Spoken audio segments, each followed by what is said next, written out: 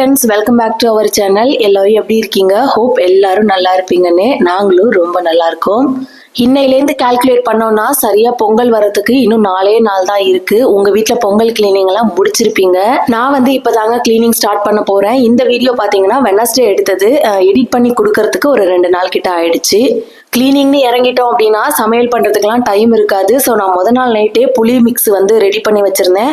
காலையில எந்திரிச்சு சாதம் மட்டும் சமைச்சிட்டு புளியோதரை கிண்டி அவங்களுக்கு கொடுத்துட்டேன். சைடிஸ்க்கு இந்த புதினா, கொத்தமல்லி, வெங்காயம், பூண்டு எல்லாத்தையும் சேர்த்து ஒரு துவையல் மாதிரி பண்ணியிருந்தேன். எனக்கும் சேர்த்தே சாதம் மிக்ஸ் பண்ணி வச்சுட்டேங்க. பாப்பாவுக்கு அது பிடிக்காது. ஸோ அவளுக்கு கொஞ்சம் வெள்ளை சாதம் இருக்கு, அதுல தயிர் ஊற்றி அவளுக்கு சாப்பாடு ஊட்டிடுவேன். என்கிட்ட ஒட்டடை குச்சி இல்லைங்க. நான் அந்த தொடப்பத்தால தான் அப்பப்போ கிளீன் பண்ணி விடுவேன். இதனால ஹைட்ல உள்ளதெல்லாம் கிளீன் பண்ண முடியல. ஸோ முத நாள் நைட்டு கிளீன் பண்றதுக்கு முத நாள் நைட்டு ஆன்லைன்ல ஆர்டர் போட்டு இது வாங்கியிருந்தேன்.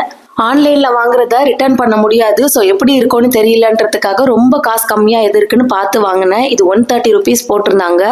ஹைட்டை நம்ம அட்ஜஸ்ட் பண்ணிக்கலாம். பட் நம்ம கொஞ்ச நேரம் அதை தூசு தட்டணும்னா அந்த ஹைட் அட்ஜஸ்ட்மெண்ட் லூஸ் ஆயிடுதுங்க. அதே நேரம் ரொம்ப ஹைட்டா வச்சுட்டு ஒரு எண்டில் நம்ம கையை பிடிச்சிட்டு இன்னொரு எண்டில் கிளீன் பண்றப்போ கை வலி வந்துருதுங்க. நான் இப்பதான் இது யூஸ் பண்ண ஸ்டார்ட் பண்ணியிருக்கேன்றதுனால எனக்கு கொஞ்சம் கஷ்டமா தான் இருந்தது. உங்களுக்கு வீடியோல பார்த்தாலே தெரிஞ்சிருக்கும். நான் ஒரு பக்கம் கிளீன் பண்ணா அது ஒரு பக்கம் சாஞ்சிட்டு இருந்தது. பட் எனிஹவ் இப்போதைக்கு யூஸ் பண்றதுக்காக தான் நான் இது வாங்கியிருக்கேன். பட் வீட்டில் இந்த மாதிரி ஒன்று வச்சுக்கிறது நல்லதுதாங்க. அப்பப்போ டைம் கிடைக்கும் போது ஒற்றை தட்டி விட்டுடலாம். நம்ம வந்ததுக்கு அப்புறம் இப்பதான் ஃபர்ஸ்ட் டைம் நான் ஒற்றை தட்டுறேன். நிறையவே சேர்ந்துருந்தது. ஃபர்ஸ்ட் ஃபாயர்ல ஸ்டார்ட் பண்ணி ஹாலில், பெட்ரூம் ஃபர்ஸ்ட்ல, பெட்ரூம் செகண்ட்ல, அப்புறம் பூஜா யூனிட் இருக்கிற இடத்துல, கிச்சன்லன்னு எல்லா இடத்துலையுமே நான் ஒட்டடையெல்லாம் தட்டி விட்டுட்டாங்க. பால்கனில இப்போ நான் கிளீன் பண்ணல. பால்கனில மேலே துணி காஞ்சிட்டு இருக்கு. இப்போ அதை எடுக்கிறதுக்கும் எனக்கு டைம் இல்லை. அதை வச்சுட்டு நம்மளால ஒட்டடை தட்ட முடியாது. ஸோ இன்னொரு நாள் அதை பார்த்துப்பேன். அது சின்ன ஏரியா தான், ஒன்றும் பிரச்சனை கிடையாது. ஸோ ஒட்டடையெல்லாம் தட்டி முடிச்சுட்டு ஃபர்ஸ்ட் கிளீனிங்கை நான் அந்த டிவி யூனிட்லேருந்து ஸ்டார்ட் பண்ணுறேங்க. எங்கள் வீட்டில் பெரிய ஏரியா, பெரிய இடம் அப்படின்னா இந்த டிவி யூனிட் தான். நம்ம வீட்டில் இந்த வால் மட்டும் கொஞ்சம் பெருசாகவே இருக்குங்க. ஸோ வேறு வேறு டிசைன்ஸ்லாம் நாங்கள் பார்த்தப்போ அது என்னமோ செட் ஆகுற மாதிரி எங்களுக்கு தெரியல. வீட்டில் இன்டீரியரில் பெருசாக கிராண்டாலாம் எதுவும் பண்ணலைங்க. இப்போதைக்கு எது தேவையோ அதை மட்டும் தான் நாங்கள் பண்ணியிருக்கோம். நம்ம வீட்டிலேயே இந்த டிவி யூனிட் மட்டும்தான் கொஞ்சம் காஸ்ட்லியாக நாங்கள் பண்ணியிருக்கோம். ஏன்னா ஆல்ரெடி சொன்ன மாதிரி இந்த வால் கொஞ்சம் பெருசாக இருக்கும். ஃபைனலாக எங்களுக்கு இந்த டிசைன்ஸ் தான் பிடிச்சிருந்தது. சேம் டைம் நிறையா திங்ஸும் இந்த டிவி யூனிட்ல தான் வைக்கிற மாதிரி இருக்கும். நீங்கள்லாம் கிச்சனை கிளீன் பண்ணுறது கஷ்டம்னு சொல்லுவீங்க. ஆனால் என்கிட்ட கேட்டிங்கன்னா எங்கள் வீட்டு டிவி யூனிட்டை கிளீன் பண்ணுறது தான் கிச்சனை கிளீன் பண்ணுறதை விட கஷ்டமான விஷயம்னு நான் சொல்லுவேன். ஊரில் இருக்க ஒட்டுமொத்த அழுக்கும் எங்கள் வீட்டு டிவி யூனிட்ல தான் இருக்கும். அது எப்படி தான் வந்து சேருதுன்னு எனக்கு தெரியலங்க. இந்த மாதிரி தூசி எல்லாம் கிளீன் பண்றப்போ நல்லா காஞ்ச துணியில கிளீன் பண்ணோன்னு வைங்களேன், திரும்ப கிளீன் பண்ண இடத்துல போய் உட்காந்துக்குது. ஸோ நான் என்ன பண்ணிட்டேன்னா இந்த தடவை துணியை ஈரமாக்கிட்டு ஈர துணியில அப்படியே தொடச்சி எடுத்துட்டேன். அது காத்துக்கும் பறக்காது, எங்கேயும் போய் உட்காந்துக்காது. அழகா நீட்டா கிளீன் பண்ணிடலாம். நமக்கும் டஸ்ட் அலர்ஜி எதுவும் இல்லாம இருக்கும். டோர்ஸ் எல்லாம் ஏதாவது போட்டிருந்தோம்னா அழகா உள்ள வச்சுட்டு மூடி வச்சிடலாங்க. டஸ்ட் எதுவும் போகாம இருக்கும். பட் நம்ம டோர் போடல, அதனால நிறைய டஸ்ட் போய் சேருது. பிளான் பண்ணியிருக்கேன், கிளாஸ் டோர் ஒரு பக்கம் போடணும். அந்த ரைட் சைட்ல சின்னதா ஷெல்ஃப் மாதிரி இருக்கு இல்லையா பெருசா, அந்த பக்கம் போடலான்னு பிளான் பண்ணியிருக்கேன். பார்க்கலாம் ஃபியூச்சர்ல. இப்போ யூனிட்டையே மொத்தமாக தொடச்சி எடுத்துட்டு அதில் இருக்க பொருளையும் ஒரு தடவை தொடச்சிட்டு டஸ்ட் எல்லாம் தட்டி விட்டுட்டு திரும்ப அந்த இடத்துல வச்சுட்டேங்க. இப்போ எப்படி இருக்குன்னு பாருங்க. ஓவர்வியூ இப்படி தான் இருக்கு. இந்த கிளீனிங் முடிஞ்சோன்னா அப்பாடான்னு இருந்ததுங்க. ஏன்னா இதை முடிச்சிட்டேன்னா எனக்கு 75% ஒர்க் முடிஞ்ச மாதிரி இருக்கும். அடுத்ததா ஃபயர் பிளேஸ் எல்லாம் கிளீன் பண்றதுக்காக வந்துட்டேன். அதுல இருக்க பொருள் எல்லாம் நான் முன்னாடியே எடுத்து வச்சுட்டேன். இந்த கிராஸ் மேட்ல நிறைய அழுக்கு இருந்தது. ஸோ அதையும் தட்டி விட்டுட்டு திரும்ப அந்த ஏரியாலாம் தொடச்சிட்டு அதை இந்த இடத்துல பொருள் எல்லாம் வச்சிட போறேன். பழைய வீட்டில் ரெண்டல் ஹவுஸில் இருக்கும்போது நாங்கள் செகண்ட் ஃப்ளோரில் இருந்தோங்க. அப்போவே நிறையா டஸ்ட் எல்லாம் வந்துட்டு தான் இருந்தது. நான் அப்போ என்ன நினச்சேன்னா, பால்கனிலேருந்து பார்க்கும்போது ரோடு வியூ நமக்கு தெரியும், வெஹிக்கிள்ஸ் எல்லாம் போயிட்டு வந்துட்டு இருக்கோம், அதனால டஸ்ட் வருது போல அப்படின்னு நான் நினச்சிட்டு இருந்தேன். பட் இந்த வீடு ஒரு கேட்டட் கம்யூனிட்டி, அதுவும் இல்லாமல் 4th ஃப்ளோரில் இருக்க போகிறோம். வண்டி போகிறதுக்கும் வர்றதுக்கும் வழி கிடையாது. ஸோ டஸ்ட் எல்லாம் எதுவும் வராது, அழகாக இருக்கலாம்னு நினச்சேங்க. ஆனால் அதுதான் தப்பு. 4th ஃப்ளோரில் இருந்தாலும் சரி, 40வது மாடியில் இருந்தாலும் சரிங்க, காத்தோட சேர்ந்து டஸ்ட் வரத்தான் செய்யுது. இந்த ஃபயர் பிளேஸ் ரொம்பவே சின்னது அப்படின்றதுனால டக்கு டக்குன்னு கிளீனிங்கை முடிச்சுட்டேன். அதான் அந்த இடத்துல அழகாக ஆர்கனைஸ் பண்ணிட்டேங்க. இப்போ எனக்கு சின்னதாக ஒரு பிரேக் தேவைப்பட்டுச்சுங்க. அதுக்காக உட்கார போகிறேன்லாம் நினச்சிடாதீங்க. நம்ம ஹாலை க்ளீன் பண்ணுறப்போ எனக்கு கொஞ்சம் போர் அடிச்சது. பட் கிச்சனை க்ளீன் பண்ண போகிறேன் அப்படின்னா நான் கொஞ்சம் இன்ட்ரெஸ்டாக பண்ணுவேன். ஸோ கிச்சனில் சின்னதாக ஒரு க்ளீனிங்கை முடிச்சிடலான்னு சொல்லிட்டு தான் வந்திருக்கேன். நம்ம இந்த வீட்டுக்கு வந்து ஒரு 6 மாசத்துக்கு மேல ஆகுதுன்னு நினைக்கிறேங்க. வந்ததுலேருந்து இது வரைக்கும் எல்லா இடத்துலையுமே ஒரு 2-3 தடவை நான் கிளீனிங்கை முடிச்சிட்டேன். பட் இந்த எல் கார்னர் மட்டும் வந்ததுலேருந்து தொடவே இல்லைங்க. வந்து வச்சதோட சரி, அதுக்கப்புறம் அப்படியே தான் இருக்கு. இருந்தாலும் அதுல இருக்க பாத்திரம்லாம் வெல் ஆர்கனைஸ்டா தாங்க இருக்கு. நம்ம ஒரு பொருளை ஒரு இடத்துல இருந்து எடுக்கிறோம் அப்படின்னா திரும்ப அதே இடத்துல வச்சுட்டோம் அப்படின்னா திரும்ப ஒரு கிளீனிங்கோ ஆர்கனைசேஷனோ தேவை கிடையாது. அது அழகா அப்படியே மெயின்டைன் ஆகும். இப்போவுமே இவ்வளோ இடத்த கிளீன் பண்ணிட்டோம், அந்த இடத்த நமக்கு பிடிச்ச இடத்த விட்டுற வேண்டாம் அப்படின்றதுக்காக என்னோட திருப்திக்காக தான் இப்போ நான் கிளீன் பண்றேன். ஆரம்பத்துல கரப்பாம்பூச்சி சாக் பீஸ்லாம் போட்டு தாங்க வச்சிருந்தேன். இப்போ அந்த சாக் பீஸோட ஸ்மெல் எல்லாம் போயிருக்குங்க. ஸோ ஒரு தடவை டஸ்ட் எல்லாம் தட்டிட்டு கிளீன் பண்ணிட்டு வச்சுட்டேன்னா எனக்கு கொஞ்சம் திருப்தியா இருக்கும். பார்க்கறதுக்கு பாத்திரம் பிளேட்ஸ் எல்லாம் நிறைய இருக்கிற மாதிரி தோணுங்க. ஆனா அது எல்லாமே நான் டெய்லி பேசிஸ்ல யூஸ் பண்றது கிடையாது. ஒரு டைமும் ஒரு பாத்திரம் தேவைப்படும். அந்த வீட்டுல இருக்கும்போது இதெல்லாம் லாஃப்ட்ல தான் போட்டு வச்சிருந்தேன், இடம் இல்லாததுனால.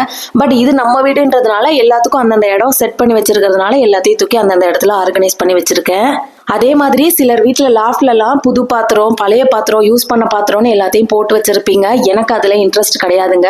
வாங்குறதே யூஸ் பண்ணுறதுக்காக தான், யூஸ் பண்ணிட்டு போவோமே அப்படின்னு சொல்லிட்டு எல்லாத்தையும் நான் யூஸ் பண்ண போட்டுக்கிட்டேன். எங்கள் அம்மா வீட்லேயே நிறைய பாத்திரங்க, யூஸ் பண்ணது, புதுசாக வாங்கினது, இந்த கல்யாணத்துக்கெல்லாம் சீர்வரிசை வைப்பாங்க இல்லையா, அந்த மாதிரி வந்த பாத்திரம்லாம் நிறையா இருக்குது, லாஃப்டில் போட்டு வச்சிருக்காங்க. நான் அங்கே போனாலும் சரி, அவங்க இங்கே வந்தாலும் சரி, எனக்கு அதில் ஏதாவது ஒரு பாத்திரம் தேவைப்பட்டுச்சுன்னா சொல்லி எடுத்துகிட்டு வர சொல்லி நான் யூஸ் பண்ண ஆரம்பிச்சிருவேன். அதில் ஒரு தனி சந்தோஷமே இருக்கு. அது நமக்கு மட்டும்தான் தெரியும். இந்த எல் கார்னர் நல்லாவே பெருசா ரொம்ப டெப்தா இருக்குங்க. நிறைய பொருள் நம்ம ஸ்டோர் பண்ணி வச்சுக்கலாம். நீங்க யாராவது புதுசா வீடு கட்ட போறீங்க, கட்டிட்டு இருக்கீங்க அப்படின்னா கிச்சன்ல இந்த மாதிரி எல் கார்னர் ஒன்று வச்சுக்கோங்க. அக்சஸ் பண்றது கஷ்டமா இருக்கும், பட் நிறைய பொருள் நம்ம ஸ்டோர் பண்ணிக்கலாம். அது கொஞ்சம் யூஸ்ஃபுல்லா இருக்கும். இப்போ இது மட்டும் தான் எனக்கு கிளீன் பண்ணாம இருந்தது. அதையும் நான் எடுத்துட்டு கோலின் போட்டு கிளீன் பண்ணிட்டு அந்த ஷெல்ஃப் லைனர் எல்லாம் வாஷ் பண்ணி போட்டிருக்கேன். கொஞ்ச நேரம் வெயில காயணும். நம்ம ஈரத்தோட வச்சோம்னா ஸ்மெல் அடிக்க ஆரம்பிச்சிரும். ஸோ அது காயிற கேப்ல இந்த பக்கம் நான் ஃபேன் எல்லாம் தொடச்சி விட்டுற போறேன். என்னோட வாழ்நாள்ல இதுதாங்க ஃபர்ஸ்ட் டைம் நான் இவ்வளோ மேலே ஏறி நின்று நான் கிளீன் பண்ணிட்டு இருக்கிறது. நம்ம ஒரு விஷயம் பண்ணணும்னு நினைச்சிட்டோன்னு வைங்களேன், யார் தடுத்தாலும் நம்மளை வந்து தடுக்க முடியாது. நாமளே நினைச்சாதான் உண்டு அது பண்ணாம இருக்கிறதுக்கு. நம்மளை தவிர்த்து வேற யாரும் நம்மளை தடுக்கவே முடியாது. இப்போ இந்த நேரம் என்னோட ஹஸ்பண்ட் வீட்டில் இருந்திருந்தாங்கன்னா இந்த வேலையெல்லாம் நான் அவங்க கிட்ட தாங்க கொடுத்துருப்பேன். அவங்க வீட்டில் இருக்கும்போது ஒரு சின்ன சின்ன வேலை கூட நம்மளால முடியாது, அவங்க தான் பார்க்கணும் அப்படின்ற மாதிரி தோணுது. இதுவே அவங்க வீட்டில் இல்லாதப்போ எவ்வளோ பெரிய வேலையா இருந்தாலும் நாம தான் பண்ணணும்ட்டு தைரியமா நம்ம பண்ணிடுறோம். ஒத்துக்கிறீங்களா இல்லையான்னு கமெண்ட்ல சொல்லுங்க. வீட்டில் மொத்தம் 4 ஃபேன் இருக்குங்க. அதில் 2 ஃபேனை மட்டும் தான் இப்போ க்ளீன் பண்ணியிருக்கேன். ஏன்னா அதுதான் நாங்கள் அதிகமாக யூஸ் பண்ணுறோம். மற்ற 2 ஃபேன் அந்த அளவுக்கு டஸ்ட் இல்லை. அப்புறம் ஏசியையும் கொஞ்சம் வந்து தூசெல்லாம் நான் தட்டி விட்டுட்டேன். எனக்கு டஸ்ட் அலர்ஜி, ஸ்மெல் அலர்ஜி எல்லாம் இருக்குங்க. நான் இந்த கிளீனிங்கை ஸ்டார்ட் பண்ணும்போது டிவி யூனிட்டை க்ளீன் பண்ணும்போதே நீங்கள் பார்த்துருப்பீங்க, அடுக்கடுக்கா ஒரு 4-5 அடுக்கு தும்மல் தும்மிட்டேன். அதுக்கப்புறமும் கூட தும்மல் வந்துக்கிட்டே இருந்தது. அதுவும் இல்லாமல் பாப்பா ஸ்கூல் விட்டு வர்றதுக்குள்ளே நான் க்ளீன் பண்ணி மாப் போட்டு ஆகணும். அவளை வச்சுட்டு திரும்ப இந்த டஸ்ட்லலாம் வேலை பார்த்துட்டு இருக்க முடியாதுன்னு சொல்லிட்டு தான் 2 ஃபேன் தொடச்சதோடு போடுன்னு வந்துட்டேன். இப்போ கிச்சன்ல அந்த ஷெல்ஃபும் நல்லா காஞ்சிருச்சு, ஷெல்ஃப் லைனரும் நல்லா காஞ்சிருச்சு. சூடா கொண்டு வந்து எல்லாத்தையும் அதை போட்டுட்டு திரும்ப அதே இடத்துல எப்படி ஆர்கனைஸ் பண்ணி வச்சிருந்தனோ அந்த பாத்திரம்லாம் அடுக்கி வச்சுட்டேன். அதிகமாக எடுக்கக்கூடியதை மேல் ஷெல்ஃப்லையும், ரொம்ப ரேராக எடுக்கக்கூடியதை கீழ் ஷெல்ஃப்லையும் வச்சிருக்கேன். அதே மாதிரி ரேராக எடுக்கக்கூடிய பாத்திரத்தில் அந்த டெப்த்தில் உள்ளக்கா தள்ளி வச்சிருக்கேன். ஃப்ரண்ட்ல வச்சிருக்கிறதெல்லாம் நான் அடிக்கடி டெய்லிக்கு சமையலுக்கு யூஸ் பண்ணக்கூடியது, அந்த மாதிரி ஈஸியாக அக்சஸ் பண்ணுற மாதிரி வச்சிருக்கேன். ஃபர்ஸ்ட் டைம் இந்த கிச்சனை ஆர்கனைஸ் பண்ணுறப்போ கொஞ்சம் கன்ஃபியூஷனாக இருந்ததுங்க. இவ்வளோ பெரிய இடத்துல எப்படி நம்ம ஆர்கனைஸ் பண்ண போகிறோம் அப்படின்றது.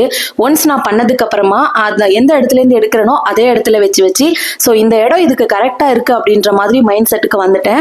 ஸோ அதே மாதிரி தான் அதுக்கப்புறமும் கூட நான் ஆர்கனைஸ் பண்ணி வச்சுக்கிறேன், மாற்றுறது கிடையாது. இப்போ பொங்கல் கிளீனிங்க்கு அந்த ஷெல்ஃபில் மட்டும்தான் நான் க்ளீன் பண்ணியிருக்கேன். கிச்சனில் இருக்க கவுண்டர் டாப்பையோ இல்லை கேஸ் ஸ்டவையோ எதையுமே நான் க்ளீன் பண்ணல. பேண்ட்ரி யூனிட் கூட இப்போ ரீசெண்டாக தான் நான் க்ளீன் பண்ணி வச்சேன். இப்போ நான் பெருக்குனதுக்கு அப்புறமா தான் கேஸ் ஸ்டவ், கவுண்டர் டாப்லாம் ஒரு தடவை நான் சோப் வாட்டர் போட்டு துடைக்கணுங்க. ஏன்னா நான் எப்படி க்ளீன் பண்ணிட்டு திரும்ப பெருக்க ஆரம்பித்தாலும் டஸ்ட்டெல்லாம் அதில் மேலே போயிட்டு சேருது. திரும்ப ஒரு தடவை நான் வாஷ் பண்ணுற மாதிரி இருக்குது. ஸோ ஃபஸ்ட்டு பெருக்கி விட்டுட்டு அதுக்கப்புறமா தான் கேஸ் ஸ்டவ், கவுண்டர் டாப்லாம் துடைச்சி விடுவேன். வீடு பார்க்க புதுசா நீட்டா இருக்கிற மாதிரி இருக்கும். ஆனா பாருங்க எவ்வளோ குப்பை வந்திருக்குன்னு. அந்த கிச்சனை பெருக்கும்போது தான் நிறைய டஸ்ட் பறக்குங்க. நான் அதனால மூக்க மூடிட்டு தான் கிளீன் பண்ணுவேன். இப்பவே வீடு மொத்தமும் நான் கிளீன் பண்ணிட்டேன் அப்படின்னு தான் பேரு. ஆனா ஒரு தடவை பெருக்கினதுக்கே திரும்ப எல்லா இடத்துலயும் தூசி போய் சேர்ந்துருச்சு. அகைன் நான் ஒரு ஈர துணி போட்டு தொடச்சி எடுக்கணும். நம்ம லேடிஸ் எல்லாருக்கும் இந்த 3 வேளை குக்கிங் எப்படியோ அதே மாதிரி தாங்க கிளீனிங்கும். கிளீனிங்னு கையை வச்சுட்டோன்னு வைங்களேன், டைம் போறதே தெரியாது. ஒரு நாள் ஃபுல்லா பண்ணா கூட பத்தாத மாதிரி தான் இருக்கும். இன்னும் உங்க வீட்டுல எல்லாம் நிறைய மெம்பர்ஸ் இருக்காங்க இருக்காங்க, சின்ன பசங்க நிறைய பேர் இருக்காங்கன்னா அவங்களெல்லாம் வச்சுட்டு வீடு கிளீன் பண்றது அப்படின்றது ரொம்ப கஷ்டங்க.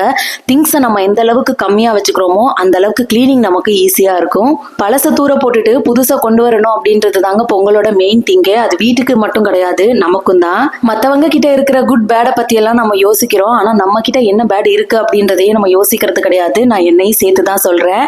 சோ அதையும் யோசிச்சு அதை தூக்கி போட்டுட்டு நல்லதை மட்டுமே வச்சுப்போம் அப்படின்னு நான் சொல்றேன். பெருக்கிற வேலையெல்லாம் பாப்பா வரத்துக்குள்ள நான் முடிச்சிட்டேன். பட் நான் மா போறதுக்குள்ள பாப்பா வந்துட்டா, டைம் ஆயிருச்சு. இப்போ நான் அவசரமா மா போட்டுட்டு பாப்பாவுக்கு நான் சாப்பாடு ஊட்டணும். அதுக்குள்ள அவ ஏதாவது ஸ்நாக்ஸ் வேணும்னு சொல்லி அவளே சூஸ் பண்ணி எடுத்துக்கிறா பாருங்க. பசங்க ஸ்கூல் விட்டு வந்துருவாங்கன்னு சொல்லி நம்ம அவசர அவசரமா சமைச்சு வைப்போங்க. ஆனா அதுங்க வந்தது என்ன பண்ணும்னா முதல்ல சாப்பாடு சாப்பிடாதுங்க. ஏதாவது ஸ்நாக்ஸை சாப்பிட்டுட்டு அதுக்கப்புறமா தான் சாப்பாடு சாப்பிடுவாங்க. உங்க வீட்டு பசங்களும் அப்படிதானான்னு கமெண்ட்ல சொல்லுங்க. ஸோ ஃபைனலி பொங்கல் கிளீனிங்காக நான் வீட்டை எப்படி க்ளீன் பண்ணணும்னு நினச்சனோ அந்த மாதிரி பண்ணிட்டேங்க. இன்னும் எனக்கு மிச்சம் இருக்கிறது பூஜா யூனிட் க்ளீன் பண்ணணும். அதுக்கப்புறம் கிச்சனில் கொஞ்சம் அங்கங்கே சின்ன சின்ன இடம்லாம் இருக்குது, அதை க்ளீன் பண்ணணும். பால்கனி க்ளீன் பண்ணணும். அதெல்லாம் ஒரு நாளாக நான் பிரித்து பார்த்துப்பேன். ஹோப் நீங்கள் கூட பொங்கல் கிளீனிங்லாம் முடிச்சிருப்பீங்கன்னு நினைக்கிறேன். இந்த வீடியோ பிடிச்சிருந்தா லைக் பண்ணிவிட்டு நம்ம சேனலையும் சப்ஸ்கிரைப் பண்ணிக்கோங்க. Thank you friends.